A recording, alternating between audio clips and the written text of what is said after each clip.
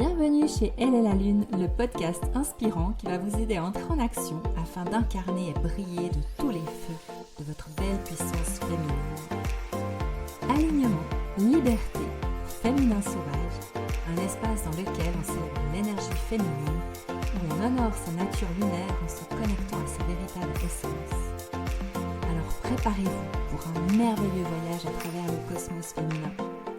Sans plus attendre, je laisse la place à l'épisode du jour. Bonne écoute! Bonjour à vous et bienvenue dans ce nouvel épisode d'Elle est la Lune. Aujourd'hui, je vais aborder avec vous et vous donner les clés d'un sujet souvent douloureux et qu'on ne sait pas très bien comment appréhender. Ce sujet, c'est comment se remettre d'une rupture amoureuse. Alors, restez avec moi jusqu'à la fin, ça en vaut la peine. Alors que ce soit une rupture amoureuse, professionnelle, dans le cadre familial ou amical, une rupture, c'est toujours très douloureux. Pourquoi ? Parce que ça véhicule souvent un sentiment de culpabilité. J'aurais dû faire ça comme ça, pourquoi j'ai pas vu, entendu ce qui se passait, comment est-ce que j'ai pu être si aveugle ? Enfin bref, tout ça amène aussi souvent, parfois, un sentiment d'injustice ou de rejet. Tout dépend de nos blessures de l'âme et de notre histoire personnelle. La bonne nouvelle, c'est qu'on en guérit et que si on le décide, ça nous permet aussi d'apprendre et de mieux comprendre notre fonctionnement interne. Après tout, est-ce qu'on ne dit pas que chaque relation est là pour nous apprendre quelque chose ? Alors ça, en développement personnel, on l'entend très souvent. Et quand on y pense après coup, souvent on se dit, mais qu'est-ce que j'ai perdu comme temps à me lamenter sur la fin de cette histoire, alors que lui, en fait, il a tout de suite recommencé à voir quelqu'un. Ça m'a permis finalement de grandir et de rencontrer quelqu'un de tellement mieux après. Que ça soit d'ailleurs souvent pour un travail, on l'entend souvent pour un travail aussi qui est perdu et puis on a finalement trouvé, ça nous a ouvert d'autres portes sur d'autres choses, sur d'autres manières d'appréhender la vie aussi bien souvent. Par exemple, j'avais une amie qui, pendant des années, a vécu dans la colère et la tristesse à la suite de sa rupture avec son ex-mari. Alors il faut dire que les circonstances de cette rupture, elles étaient vraiment, vraiment terribles. Parce qu'il l'a quittée juste après le mariage civil et juste avant le mariage à l'église. Et en plus, elle était enceinte de leur fils. Alors un soir, il est rentré puis il lui a raconté qu'il avait rencontré une autre femme dont il était tombé très amoureux. Et puis que du coup, il voulait pas, en tout cas pas aller à l'église avec elle. Alors c'était un couple qui s'était connu très jeune, ils faisaient beaucoup de sport ensemble et puis au bout de quelques années, c'est un petit peu par l'habitude ou bien parce qu'on se projette et peut-être aussi par la pression des autres, des parents et de la famille, ils avaient décidé de se marier et puis voilà. Donc elle est tombée enceinte, elle était enceinte, parce que j'aime pas tellement ce terme de tomber enceinte. Et puis leur chemin il avait l'air tout tracé, mais la vie en a décidé autrement. Alors ça a été horrible pour elle et on le comprend très bien. Mais le problème c'est que cette jeune femme, elle a passé des années, à en vouloir à son ex-mari et surtout à sa nouvelle compagne. En fait, elle disait que cette femme lui avait volé sa vie. Et puis elle-même, elle a arrêté de vivre. Alors que pendant ce temps, ils construisaient leur vie à deux. Donc il faut faire très très attention aux mots que l'on emploie. Mais ça, c'est le sujet d'un autre épisode. Alors finalement, toutes ces émotions, elles se sont transformées chez elle en un cancer du sein. Personne ne voulait lui voler sa vie, mais elle a bien failli la perdre parce qu'elle-même, elle n'avait plus du tout le goût de vivre. Et qu'elle disait qu'elle n'avait plus le goût de vivre et que la vie, c'était moche, en fait. Alors cette histoire, elle montre que plus on entretient de la colère et de la tristesse par rapport à une rupture, plus tout cela nous ronge de l'intérieur. Toutes ces violentes émotions, elles doivent être libérées, prises en compte et guéries, afin qu'elles se transforment en expérience qui nous fait grandir, mais pas en maladie, et surtout afin qu'on ne passe pas à côté de sa propre vie. Parce que je le répète, quand quelqu'un s'en va, cette personne-là, elle va continuer sa vie. À quoi ça sert de perdre du temps à se reconstruire et à vivre la vie que nous, on a envie de vivre. Quand on regarde avec le recul, quand on regarde notre passé, quand on a eu des ruptures, des choses comme ça, on se rend compte que finalement on s'en est remis. Après, le temps qu'on met à s'en remettre, il dépend beaucoup de soi aussi et de notre volonté. Alors c'est important de prendre le temps. Il faut s'accorder du temps. Il faut prendre le droit de pleurer, de ressentir ses émotions, de prendre soin de soi. Parce que finalement, celui qui est parti, lui, il vit, il avance dans sa vie, il construit des choses. Celle qui reste dans la colère et la peine, elle perd son temps et une partie de sa vie. Alors on dit souvent, ouais, cette rupture, ça s'est quand même mal passé, il n'aurait pas dû faire ça comme ça, ou elle aurait dû faire ça comme ça, et franchement, c'était pas le moment, parce qu'il était dans cette relation, il était dans cette situation de vie, peut-être qu'il avait un problème avec le travail, bref. Mais moi, j'ai envie de dire, il n'y a jamais de bon moment ou de bonne manière de quitter quelqu'un. Parce que c'est toujours douloureux pour l'autre. Alors évidemment, les ruptures par texto, ça montre un manque de respect et de la peur, et c'est pas très honnête. Prendre le temps de venir s'expliquer face à face, c'est une chose et c'est important. Mais le danger, et souvent les gens qui rompent justement par texto ou par téléphone, c'est parce qu'ils n'ont pas envie d'entendre l'autre se justifier, d'entendre l'autre demander pourquoi, de voir l'autre pleurer, et ce genre de choses. Il faut penser que quand on rompt, c'est pas facile, ni pour l'un ni pour l'autre, dans la plupart des cas. Hein. Évidemment, je parle d'une relation, de vraiment quelque chose qui a eu de l'importance. Mais ce qui est surtout super important pour s'en remettre, c'est qu'il faut arrêter de réfléchir aux circonstances de cette rupture. Finalement, c'est souvent par désamour qu'on se quitte. C'est pour ça que les gens se séparent. Et franchement, les sentiments, et heureusement, on ne peut pas les commander. Regardez autour de vous, il y a tant de couples qui restent ensemble juste par peur de la solitude, peur ou par habitude, ou par peur de faire mal à l'autre, ou de la peine à l'autre, ou alors financièrement parce qu'un divorce, ça coûte trop cher, ou qu'il faut retrouver un autre appartement. Enfin, toutes ces excuses qu'on peut trouver par peur de la solitude, ou par peur de perdre des biens matériels, ou par peur de l'échec. Il y a plein de choses qui viennent derrière une rupture. Et pourtant, qu'est-ce que ça a d'important, toutes ces choses-là, à côté du fait de passer à côté, justement, d'une vie remplie d'amour et de confiance, souvent avec quelqu'un qui nous conviendra mieux. Souvent, ces couples qui restent ensemble, ils passent à côté de leur vie, parce qu'ils se sentent seuls. Ils vont se tromper, ils vont mentir, se mentir, à eux-mêmes, aux autres. D'ailleurs, souvent, ils en veulent à l'autre, transfèrent tout leur malheur sur l'autre. Ouais, avec toi, tu me rends pas heureuse. Ouais, de toute façon, tu fais jamais rien pour moi. De toute façon, je fais tout pour toi. Enfin, finalement, ça devient invivable pour tout le monde. Ça devient invivable aussi pour les autres.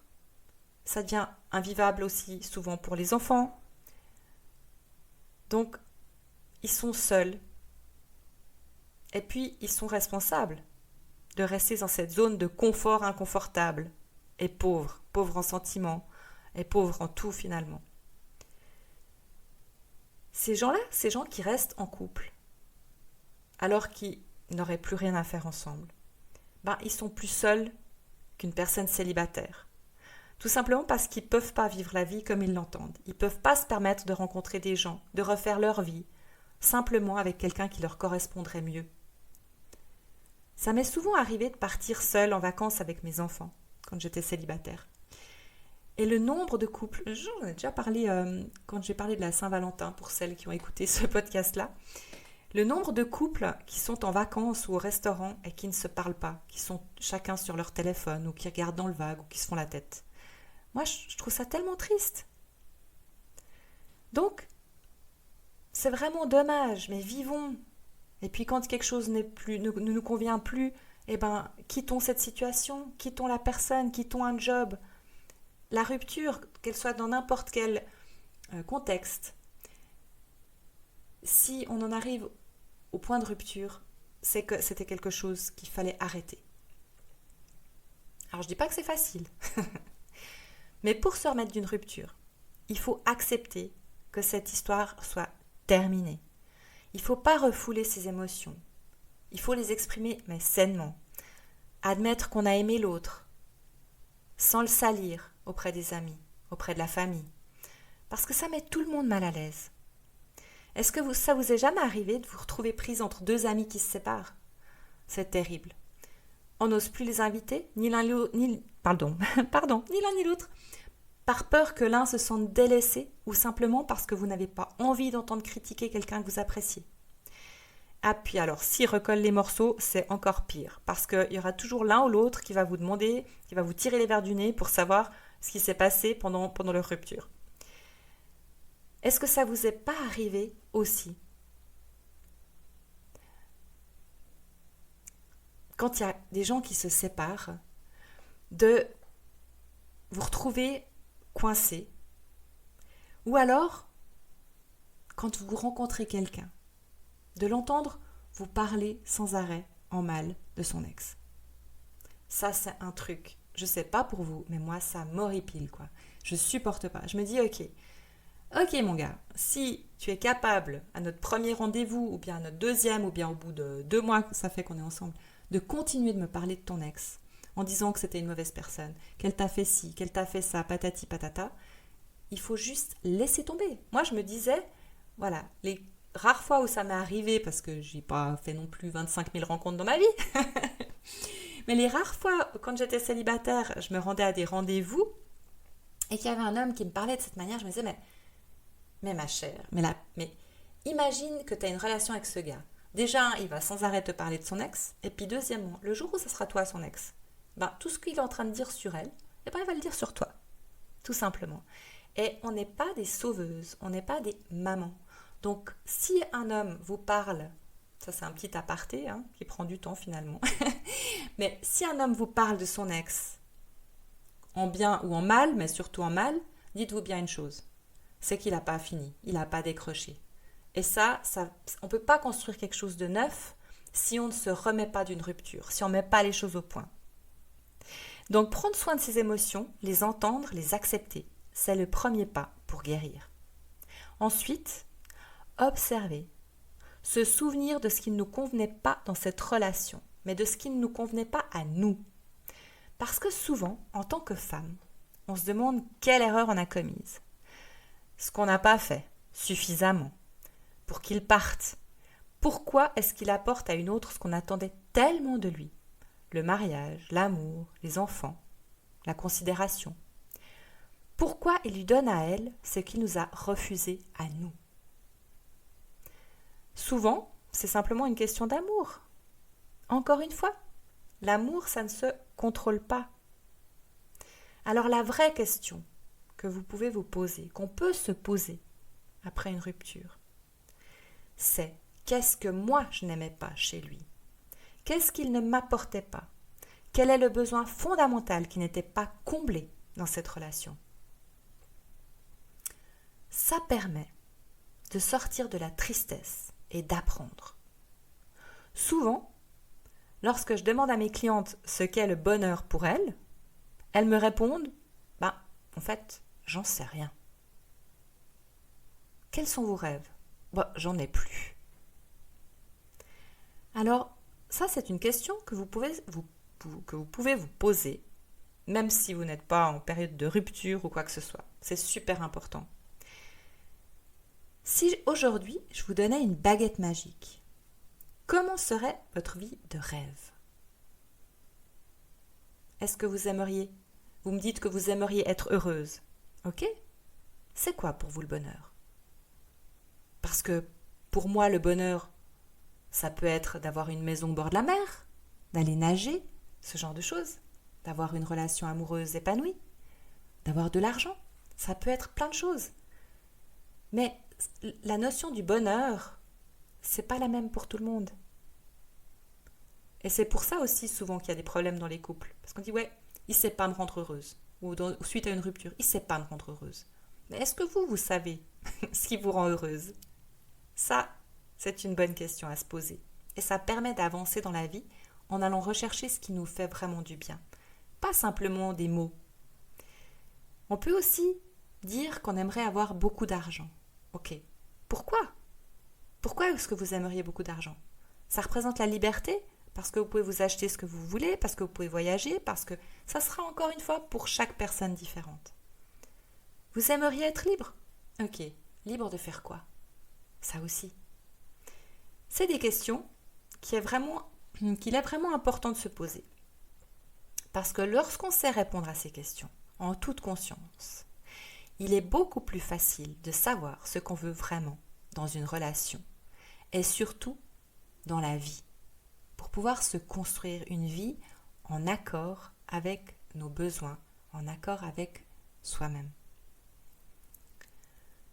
Ça permet aussi de se rendre compte de tout ce qui était dysfonctionnel dans cette relation et de sortir de l'emprise, même inconsciente, mais de l'emprise et de l'aura de l'autre. Je ne sais pas si vous connaissez Grégory Le Marchal, c'était un jeune chanteur, et il a chanté une chanson dans laquelle il disait « Laisse le temps à ma peau de se décoller de la tienne ». Je trouve ça très très beau et très représentatif. Ça prend du temps et ça demande du courage, mais ce n'est pas une question de remise en question de soi-même. Arrêtons de se demander pourquoi est-ce qu'on a échoué. Dans une relation amoureuse, on est deux personnes avec leurs croyances, avec leur manière d'aimer, avec leurs attentes de la vie. Et ce que les autres pensent et ce que l'autre pense, on n'en a aucune idée. On ne vit pas dans ses baskets, on n'a pas son passé en tête. Donc c'est complètement inutile de continuer à se flageller en se demandant qu'est-ce qu'on n'a pas fait ou qu'est-ce qu'on a fait pour en arriver à une rupture. Au contraire, prendre le temps de se connaître, c'est éviter de se lancer dans une nouvelle relation en recréant les mêmes schémas. C'est un peu comme si vous étiez allergique à un aliment et que vous continuiez à en manger parce que vous ne vous êtes jamais demandé ce qui vous rendait malade. Ah, ça peut faire sourire comme ça, mais c'est exactement ça. Demandez-vous, posez-vous la question, qu'est-ce qui ne me convenait pas, qu'est-ce qui me faisait du mal dans cette relation? Je suis sûre que vous allez trouver. Il faut prendre soin de soi, reprendre sa vie là où on l'avait laissée avant. Ou alors, carrément décider de changer son cours, d'imaginer ce qu'on veut dans le futur, mais en toute connaissance de cause. Si vous vous êtes posé les questions précédentes, ça va être beaucoup plus facile.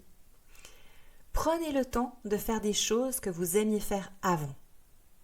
Je sais que dans ces moments-là, c'est compliqué de se souvenir.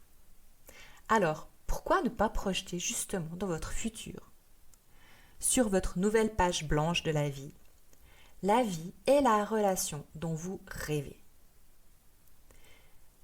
Rappelez-vous de tout ce que vous ne pouviez pas faire avec cet homme, tout ce qu'il n'aimait pas et qui vous plaisait à vous, les gens que vous ne voyez plus à cause de lui, le cours auquel vous ne vous êtes jamais inscrite parce qu'il trouvait que c'était nul ou que c'était pas fait pour vous. Vous vouliez déménager, changer de travail, de lieu de vie, de région. Mijotez tout ça dans votre chaudron magique et faites vos vœux. Écrivez-les, rêvez-les, renouez avec vous-même, reconnectez-vous à vos passions, à vos envies, à vos rêves. Qu'est-ce qui vous rend heureuse? Qu'est-ce que vous voulez faire de votre vie? C'est ça qui est important. Et ce sont des périodes de vie, les ruptures, où justement, j'ai envie de dire, elles sont faites pour ça.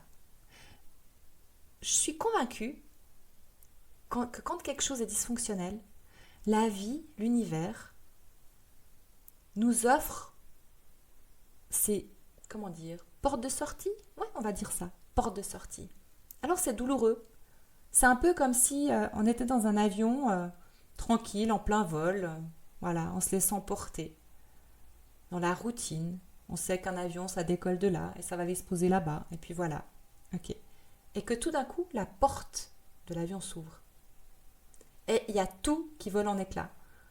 Tout le monde qui est projeté hors de l'avion, tout qui part en catastrophe. Eh bien, moi, je vois ça un peu comme ça. C'est comme si cette porte, elle s'ouvrait dans votre vie, dans notre vie, quand ça arrive, et qu'on se sent complètement déboussolé. Ce qui est aussi super important, c'est de couper les ponts avec votre ex.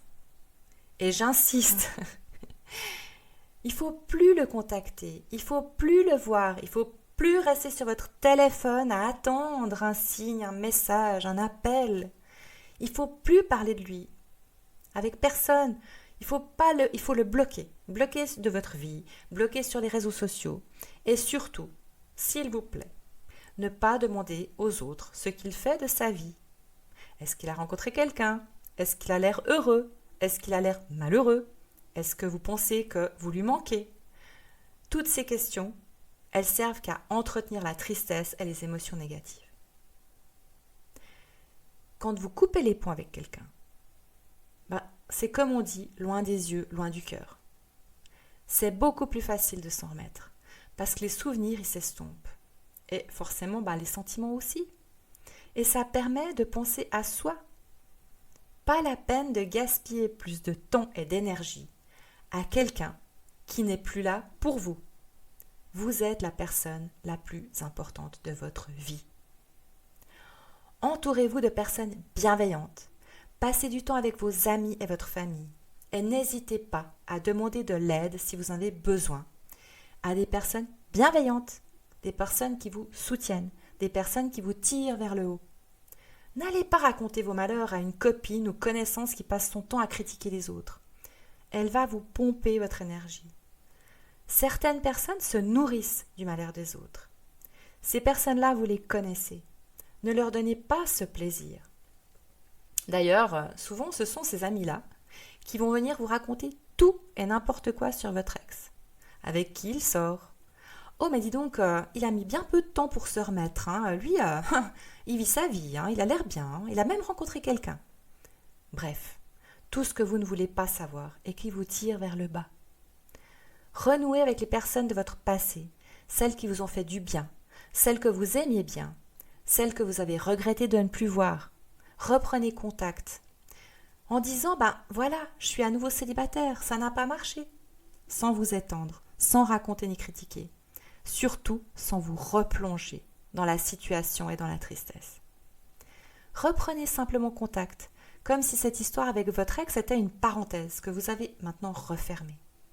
Si vous en ressentez le besoin, consultez une coach, une thérapeute, faites une séance d'hypnose, des massages. Il y a plein de solutions pour se faire du bien et pour sortir de ce genre de situation. L'hypnose, par exemple, nous permet d'aller travailler sur des blessures du passé qui ressurgissent. Les blessures du passé, souvent, on dit d'ailleurs, comme je l'ai dit plus haut, que quand on rencontre quelqu'un, cette personne est justement là pour appuyer sur ces blessures, pour qu'on les guérisse. Alors oui, c'est douloureux, mais si on y réfléchit bien, je pense que c'est pas si faux que ça. Ça peut être des blessures de rejet. Est-ce que vous avez été rejeté dans votre enfance? Ça peut être des blessures de l'abandon qui remontent à la surface et qui peuvent vraiment venir de très très loin. Ces blessures qui sont déjà ouvertes, elles seront d'autant plus douloureuses lorsque quelqu'un vient appuyer dessus. Et c'est le moment de les guérir. Le cycle du deuil est assez semblable à celui du deuil d'une relation amoureuse. Le cycle du deuil, c'est un processus naturel que les gens vivent après la perte d'un être cher. Alors, il n'y a pas de durée fixe. Les étapes peuvent vraiment se chevaucher ou se manifester différemment d'une personne à l'autre. Les principales étapes de ce cycle, c'est le choc et le déni dans un premier temps. C'est une réaction immédiate à la perte, où on refuse d'admettre la réalité. Ensuite, il y a la colère. On peut ressentir de la colère envers soi-même, envers la personne qui est partie, ou bien envers les personnes qui l'entourent. Les sœurs, les parents, les amis. Ensuite, il y a le marchandage. La personne qui cherche à négocier avec Dieu ou avec le destin pour retrouver la personne perdue. Ensuite, on a la tristesse et la dépression. Ça, c'est une période vraiment de grande tristesse et de désespoir, parce qu'on se rend compte que la personne ne reviendra plus. Ensuite, il y a l'acceptation. La personne commence à accepter la réalité de la perte et à se projeter vers l'avenir. Alors, ces étapes, elles sont toujours là, d'une manière ou d'une autre, d'une manière plus intense, moins intense, toujours selon le vécu, l'histoire de notre histoire en fait, nos blessures. Et quand on connaît ça, on l'accepte, c'est un peu comme le cycle mensuel féminin. Quand on connaît son cycle, on sait qu'il y a la phase justement où on a envie de rester à l'intérieur de soi. Après, il y a la phase où on est beaucoup plus dynamique. Après, il y a la phase où on est beaucoup plus aimante. Après, il y a la phase où on se remet en question pour revenir dans cette phase où on n'a plus envie de voir personne, on a besoin de se reposer. La nature, c'est la même chose. On a le printemps, l'été, l'automne et l'hiver. Voilà, ça c'est une étape. C'est un cycle qui se reproduit dans la nature comme dans la vie. C'est important de se rappeler que le deuil d'une relation, c'est un processus de vie et de mort individuel et qu'il n'y a pas de bonne ou de mauvaise façon de la vivre. C'est important de s'autoriser à ressentir ses émotions et demander de l'aide si on en a besoin. Et même si on n'en a pas besoin, j'ai envie de dire, on a toujours besoin de soutien dans ces périodes-là. Ce qui est surtout important, c'est ce qu'on fait souvent, c'est de ne pas se couper, de ne pas mordre la main qui se tend vers soi, parce qu'on n'est pas des superwomen. On a l'impression qu'on est des superwomen. Après, je parle de ce phénomène j'en parle au féminin parce que je travaille avec les femmes et puis que c'est un podcast qui est essentiellement basé sur les processus féminins. Mais dites-vous bien que pour un homme, c'est exactement la même chose. Dans ce processus-là, c'est exactement la même chose. Voilà. Alors moi, je vous remercie de m'avoir écouté jusqu'ici. Si vous avez des questions à ce sujet ou si vous voulez en savoir plus, n'hésitez surtout pas à me contacter.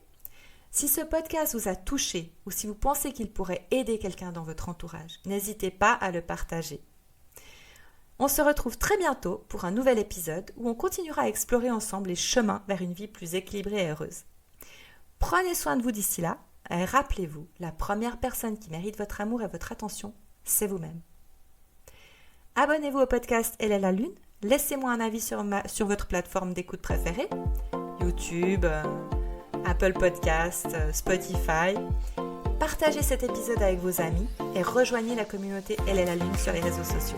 Vous pouvez également vous rendre sur mon site web www.jdemandealalune.ch. Vous y trouverez des vidéos, des conseils ainsi que mes services. Alors, à la semaine prochaine pour un nouvel épisode. Bye bye!